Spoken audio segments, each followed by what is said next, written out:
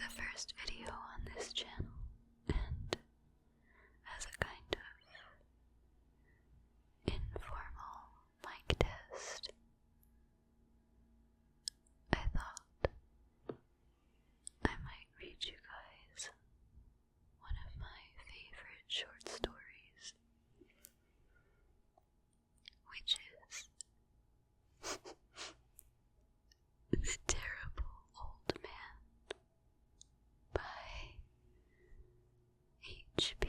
Lovecraft. I hope that you enjoy the story and that you find this video to be relaxing. So, let's begin.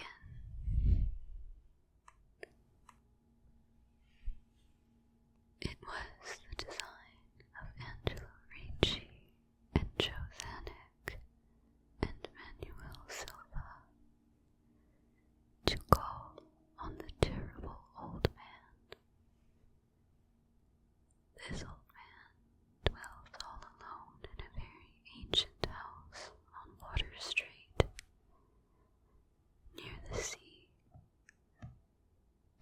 and is reputed to be both exceedingly rich and exceedingly feeble, which forms a situation very attractive to men of the profession of Messrs. Ricci, Zanuck, and Silva, for that profession was nothing less dignified than robbery. The inhabitants of Kingsport say and think many things about the terrible old man, which generally keep him safe from the attention of gentlemen like Mr. Ricci and his colleagues, despite the almost certain fact that he hides a fortune of indefinite magnitude somewhere about his musty and venerable abode. He is, in truth,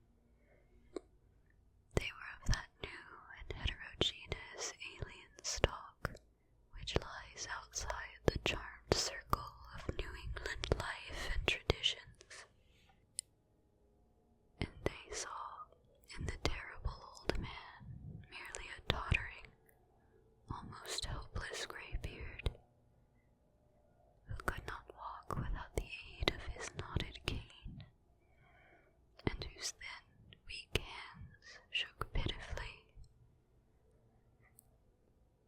They were really quite sorry in their way for the lonely, unpopular old fellow whom everybody shunned, and at whom all the dogs barked singularly. But business is business, and to a robber whose soul is in his profession, there is a lure and a challenge about a very old and very feeble man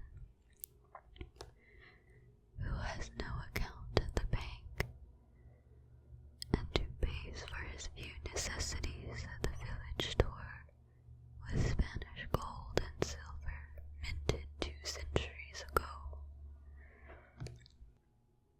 Messrs. Ricci, Zanuck, and Silva selected the night of April 11th for their call. Mr. Ricci and Mr. Silva were to interview the poor old gentleman,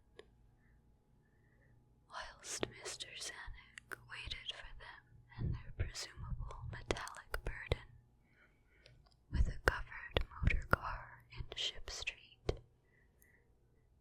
by the gate in the tall rear wall of their host's grounds. Desire to avoid needless explanations in case of unexpected police intrusions prompted these plans for a quiet and unostentatious departure. As prearranged, the 3 adventurers started out separately in order to prevent any evil-minded suspicions afterwards. Messrs. Ricci and Silva met in Water Street, by the old man's front gate, and although they did not like the way the moon shone down upon the painted stones through the budding branches of the gnarled trees, they had more important things to think about than mere idle superstition. They feared it might be unpleasant work, making the terrible old man loquacious concerning his hoarded gold and silver, for aged sea captains are notably stubborn and perverse. Still, he was very old and very feeble, and there were 2 visitors. Messrs.